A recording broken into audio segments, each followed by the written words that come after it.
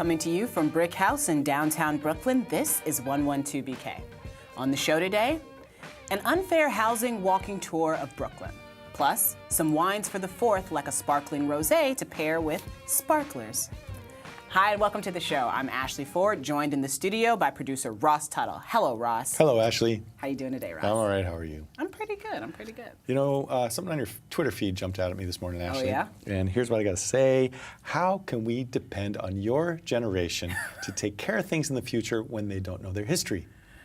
Of course, I am talking about your friends, significant others, conflating George, Michael, and Boy George. Yes. Okay. So, for the record, my fiance thought that George Michael was Boy George, and that he used to be in the band Culture Club and just went by the name Boy George when he was in Culture Club, which is not true and not the case. And he just scrubbed history of Wham? What happened with Wham? Yeah, I don't think he knows much about Wham or cares about Wham. You have to understand also, my fiance was born in 1990. And even though I am only slightly older than him, It's important history. I understand that it's important history, Ross. I'm going to tell him what you said, and he's going to get his act together. He's going to get his act. Pronto. Okay, good. Now on to important matters. 4th of July, it's coming up, and nothing says 4th of July in Brooklyn like foam hot dog hats, water-soaked bread, and gobbling as many weenies as you can in 10 minutes. No. Yes. No. I'm talking about the Nathan's Hot Dog Eating Contest tomorrow. This is a international event. It is an international event. Do you know that 1.1 million people watched this on ESPN last year? I didn't. 35,000 people saw it in person. A lot of them wearing those foam hats with the bright pink weenie drizzled in mustard. I am certain that those things are true. I just know that every time I eat a hot dog, I feel like it's a gamble.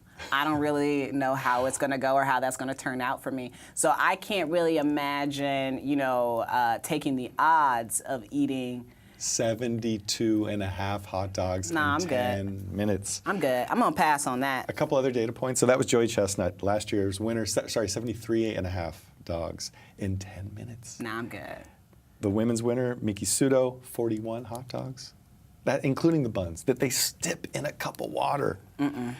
And that makes me think you don't have taste buds, like you were born without them. they just swallow them whole, I guess. And the winners receive 10 grand, I think. Probably both sides, yeah. Which I think is just about enough to cover an uninsured trip to the emergency room for gastrointestinal perforation. That's ridiculous. That's just so 73 disgusting. and a half hot dogs. Surely Jesus did not wear a crown of thorns for somebody to dip a hot dog bun in water and shove it down their own throat. That's how you know, we living in our last days. 73 and a half of those. Not having it, Ross. No? Nope. I just think like 73 and a half hot dogs should be like your lifetime consumption quota. Not even eat more of that. Not even, no. I don't know if I've eaten that many in my life. No, me neither. I think I read something when I was younger that just put me off of it. Every once in a while I can overcome that fear and general disgust and have myself a hot dog, but it takes a lot, and I've never had enough of that energy for 73 and a half of them. Well, tomorrow, 10 a.m. festivities begin, if you want to go check it out. I'm all right. Okay. I'm good, love. Enjoy. All right. Should we get to our next We bit? absolutely should get to our next bit. We had on a couple of weeks back the publisher-editor of OR Books who dropped this gem after the interview. He was editing A New Hope for Mexico, the book written by Manuel Lopez Obrador, otherwise known as the now president-elect of Mexico. We have on the phone Colin Robinson to tell us about this major moment in hemispheric politics. Thanks for joining us. It's a pleasure to be with you. So one of the things that I wanted to ask you is, this was his third time running. What do you think made the message compelling enough this time around for him to secure the vote? Well, I think it was a combination of things. I think from what Lopez Obrador says himself, there's incredible dissatisfaction with the way that Mexico has been run for decades. And the main problem there seems to be, according to him, that the system at the top level of government is completely corrupt. people go back and forth between business and government office. I mean, that happens in the United States to some degree, but I think in Mexico, it's absolutely endemic. People serve in the government and then go into private enterprise and make their fortunes and then come back into the government. And there's not really any division between public service and private profit. And I think people are really, really fed up about that. So Lopez Obrador comes in and says, I am going to tackle corruption at the highest levels of the Mexican government. I'm going to cut the salaries of people who are working for the government. I'm going to introduce transparency so that people can see what's going on. I'm going to stop people leaving and going and making big fortunes in private companies after they've left the government. And people have connected with that. Absolutely. So it sounds in some ways like his own version of drain the swamp. And I wonder, people have been talking about him and calling him Trumpian in some respects, that he doesn't take criticism well, he's not a fan of the media. He also got a lot of support from evangelicals in the election. So what do you say about this? And are there any indications of this in the book? No, I don't think so. I think that notion that populists of the left and of the right have a lot in common is really mistaken. Trump has packed his cabinet with millionaires, billionaires, and he's enacting legislation which increases the wealth of the richest people in the United States. Lopez Obrador has pledged that he is going to increase taxes on the very rich, and that he's going to spend money on infrastructure and on welfare support for the poor to try and close the income gap there. I mean, that's a pretty important distinction. I mean, they may both rail against the media, but I think in Lopez Obrador's case, the reason that he rails against the media is because it's a right-wing media that attacks the left. And, well, fair enough. In Trump's case, he's got Fox News there behind him. I mean, he doesn't really need anything else. Absolutely. Colin, can you tell me, should he be considered a darling of the socialist movement, or has he reined that in? Well, I think he's probably being a bit more moderate now than he was when he wrote the book that we're publishing, A New Hope for Mexico. He wrote that in 2016. It's actually two books that we pulled together to make into one. And he's pretty feisty in that book about calling out the people in the Mexican government for what they are. He's not very complimentary about them, put it like that. But I think he's still basically a socialist. He comes from the left. I know he's quite close friends with Jeremy Corbyn, the leader of the British Labour Party. I think they holidayed together a couple of years ago. And Corbyn sent out a tweet after Sunday saying what a great thing for Mexico this was. So I think you'd have to see him in that mold of Jeremy Corbyn, Bernie Sanders, not a wide-eyed revolutionary. This is not Fidel Castro, Right. But definitely someone who believes in redistributing wealth, investing in infrastructure, trying to, I think he's quite keen on having a conversation with the people running the drug cartels to try and tamp down the violence, to give opportunities to young people so that they don't feel the only course for them is to go into gangs. It's a kind of social democratic program for Mexico. And of course, also a big thing in it is opposition to the wall. He's made that very clear that he's against Trump's plan for the wall. Is it already available, or when will it be available? It's publishing August 21st, and it'll be in bookstores then. You can order it online now from us at allbooks.com, www.orbooks.com. Unfortunately, we have to cut the conversation off here for our viewers, but you can listen to the rest of the conversation on our podcast. Last year, Silver Shore Properties was ranked dead last on the Public Advocate's Worst Landlord Watch list. Their properties, mostly in Brooklyn, had 1,090 housing and preservation development violations. One coalition didn't want to let them forget it. They'd planned a protest to start in front of a Silver Shore property at 590 Bushwick Avenue, but they were too late. Residents in rent-stabilized units there had already been displaced. But there are 18 other similar properties on their Guerilla Walking Tour of the area's worst developments. To tell us about this action, which begins on July 9th, we're joined by the network director from Churches United for Fair Housing, Alex Fennell. Alex, thank you so much for being here. And welcome to the show, organizer and steering committee member of the Bushwick Community Plan, Stephanie Cancel. Thanks for coming on 112BK. Thanks for having us. So first, Alexandra, tell us how local churches in Bushwick got involved in civic activism. What does fair housing really mean, and what does it mean to the church? Sure. So I will say that our organization and our involvement with churches actually started in a crisis moment.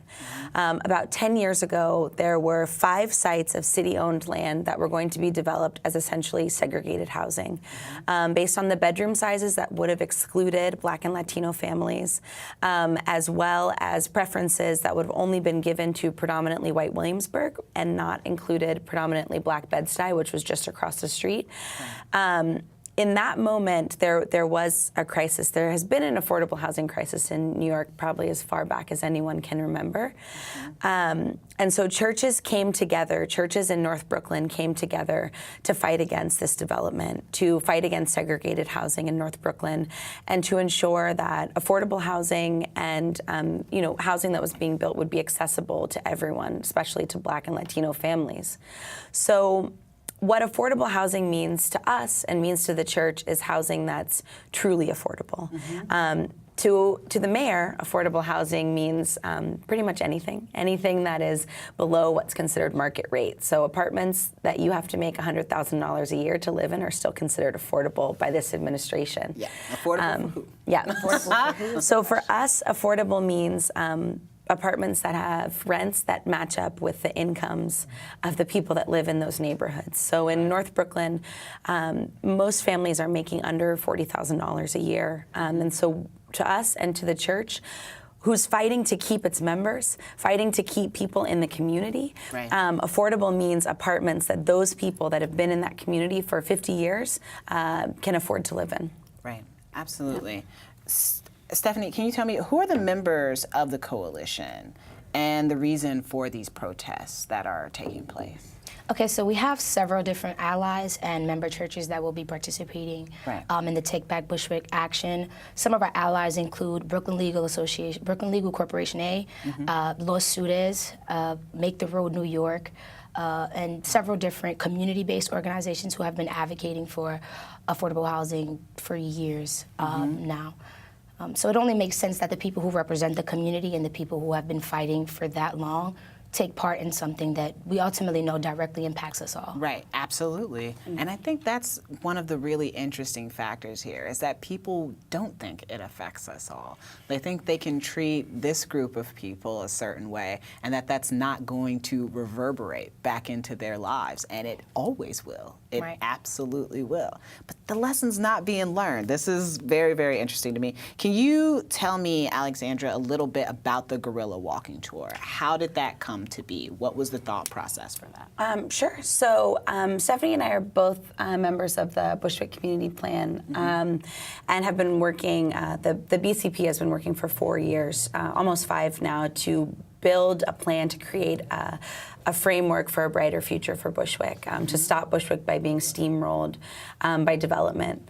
And so out of, over the past few months, I think there's, as we get close to finishing the plan, we realize that we've seen so many other neighborhoods not get what they want. Right. We've seen so many other neighborhoods really lose in these rezonings. Right. And so we wanted to take an opportunity and a moment to highlight to Bushwick residents, but also to the community at large, what's really happening?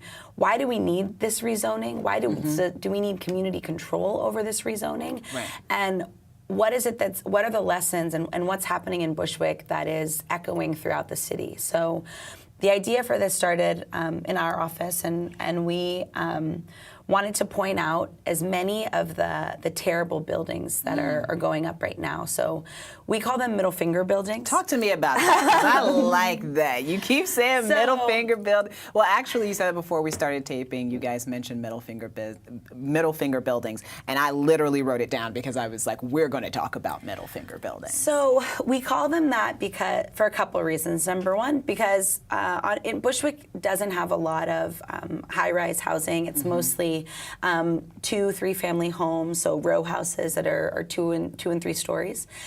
And so what happens is a developer buys one of these small buildings, pushes all of the residents out through harassment, through buyouts, through construction harassment, through threats, through raising their rent. So forces them out, tears the building down, and builds a significantly taller building, 5 to 8 stories. Right. So we call them middle finger buildings because they look like middle fingers. They stand out in that way, but also because of what they're saying to the neighborhood. The sentiment is the same. It's, this building is not for you. And I guess to be crass, it's saying F you. Yeah, it's saying F you to Bushwick. Which is interesting because Bushwick, keeps getting touted as like this up and coming, oh, it's so up and coming Bushwick, as if people have not always lived there. Right. And you have always lived there. My entire life. Your entire life. Can you talk to me about what you've seen over the course of your life in terms of housing? Okay, so it's very unique, my position, because I'm an only child. My 3 generations of my family was raised in Bushwick, and my mom and I previously had a 3-bedroom apartment in which we paid about $600 rent for. Right. However, we were ultimately bought out by our landlord. He harassed us for 6 to 8 months, ended up buying us out, and it ultimately just leads to increases in rent. See, these landlords and their harassment and displacement tactics, ultimately they make you uncomfortable where you are. They make you uncomfortable being in your space. They withhold maintenance, heat and hot water. There are people who go without heat and hot water for 6 to 8 months even. And they make it unbearable and actually push you out. And from public school to middle school, I never sat in a classroom where there was a white student. It had been predominantly Black and Latino since my birth. However, by the time I got to high school, we saw the change, and that was around the time that we were bought out of our 3-bedroom apartment at that time. Currently, we have a 1-bedroom apartment in which we pay about $1,400 for, and that's one of the lower rents. There are people who pay $2,000, $3,000 for 1-bedroom apartments. How can a family be expected to bear that kind of increase? They can't. Especially when you only make $27,000 to $35,000, it's impossible. I can't imagine what that must be like, and it definitely makes a lot of sense why you would be taking this fight personally, to be perfectly honest. Even though people say it's not personal, we know that it affects people's real personal lives. Really quickly, because we only have a minute left, Alexandra, can you tell us more about Bushwick Community Plans and what you guys have coming up next? Sure. So the Bushwick Community Plan is very close to being finalized. It's been 5 years of very active engagement of community members and stakeholders in Bushwick. And we, along with our community, have worked really hard to put together a plan that not just encompasses a zoning change, but it also has says resources, funding, and plans for our school, for healthcare, for environmental impacts, for parks. And so we're really trying to create a comprehensive plan that will ensure that our residents, Bushwick residents, can stay in Bushwick, and that the Bushwick they stay in is the Bushwick we want to see. That sounds fantastic. That sounds fantastic for everybody. So, somebody wants to go on the Guerilla Walking Tour, how do they do that? We have a list of dates. We ultimately are pushing the flyers out. We're doing all of our outreach. You can contact us via email.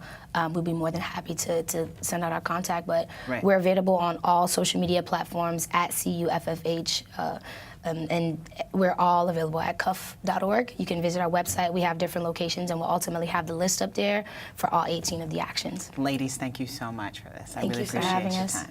All right. We've been doing a lot of whining over the state of the world. Well, we're ranting, we're arguing, we're critiquing, we're protesting. not whining. I don't whine, but I do like wine. And that's why we have our next guest, because we're assuming you do too. And that you might like some suggestions for when you walk into your local liquor store to pluck the perfect bottle. To give us those suggestions, we welcome for the first time on 112BK, but not the first time at BRIC, wine educator Sarah Tracey. Thanks for coming on the show, Sarah. I'm so happy to be here. Talk about some summertime sips here. Yes, please, let's talk about this, because we also have cans, and I am very into canned wine this summer. Is that a thing? Are people down with me on the canned wine thing? It's become massive. I'm totally shocked. I've been a fan of canned wine for a couple years now, and I've kind of been tracking the trend and seeing what's happening with it. And then this year, all of a sudden, some of our favorite producers are making options in can. And I think, it speaks to just the casual approach that especially I think younger drinkers are taking to wine. Oh, yeah. You don't need a white tablecloth and crystal and china and a 5-course meal. I mean, you can just throw a can in your bag, go on a camping trip. And these cans are great for summertime fun. If you want to go to a concert or a beach or a pool, anywhere you can't bring glass, I think it's great to have really good options in can. I didn't even think about the fact that now I can take cans of wine where I can't take glass. That is such a game changer. I remember a couple years ago for the first time having that Sofia Coppola wine that comes in the little cans with the straw. That for me was like, oh my God, this is everything I've ever wanted, because inside I am an adult who just wants a version of a Capri Sun. But these look like good wine in cans, which is why I am so excited to try these. Yeah, they're getting a little more serious. I find like really great wine producers are kind of venturing into this market. They're super eco-friendly, which is another big advantage. Really? Well, the aluminum can is recyclable. It's super light to ship, so you're going to get a lower carbon footprint all around. And it's a relatively easy process to can, so it makes a lot of sense, I think, for the industry. I love that. Okay, so from many levels, I'm into the wine in cans situation.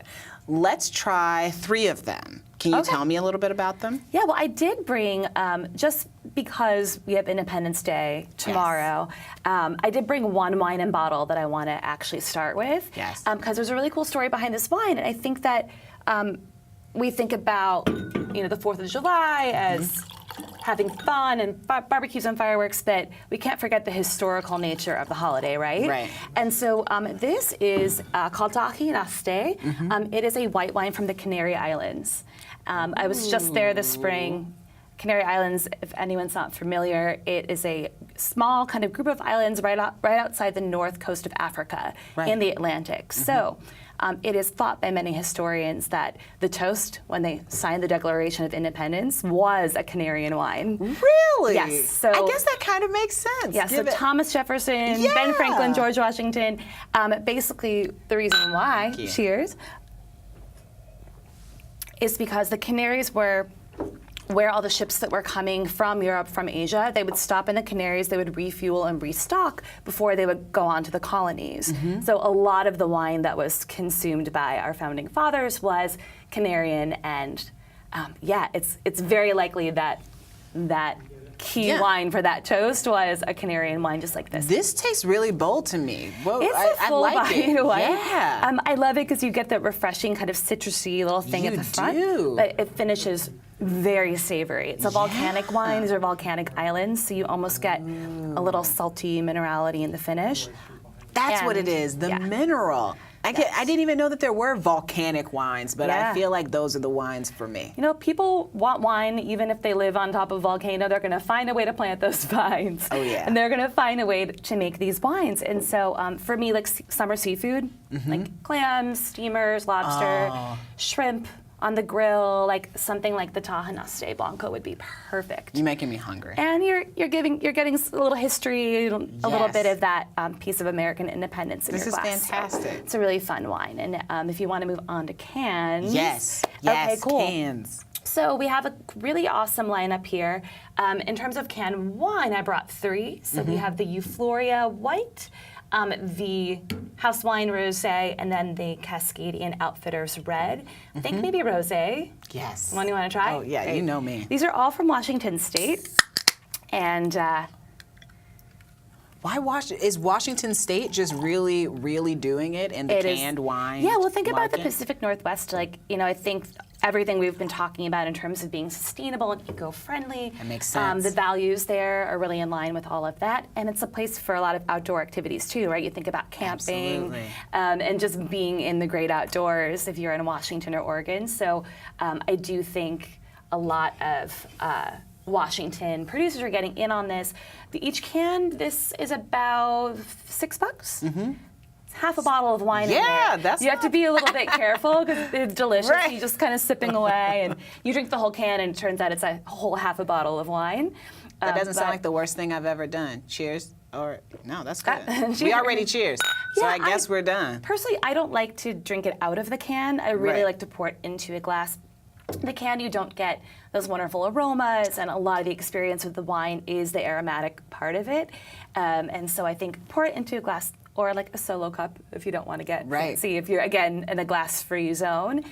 So rather than drinking it out of the can, I think it's nice to pour it into a glass. But isn't this delicious? That's lovely. Yeah. Okay, let me, I am very interested in this spiked and sparkling. Yes. So we're not only doing canned wine, but you're starting to see other canned beverages kind of come to the forefront. Canned cocktails are becoming a thing, but I really love this product. So it's called Truly Spiked and Sparkling, and it is a flavored seltzer that has a little bit of alcohol. It has about 5% alcohol by volume, so it's nice and light. But if you like everyone's into the LaCroix cans, those delicious seltzers, all the different flavors. I have my LaCroix. Yeah, this is sort of the boozy version of that, but it's nice and light. There's only 100 calories per can, so if you're watching that, low sugar, it's kind of a nice option. This is a raspberry and lime flavor, and it's really awesome, right?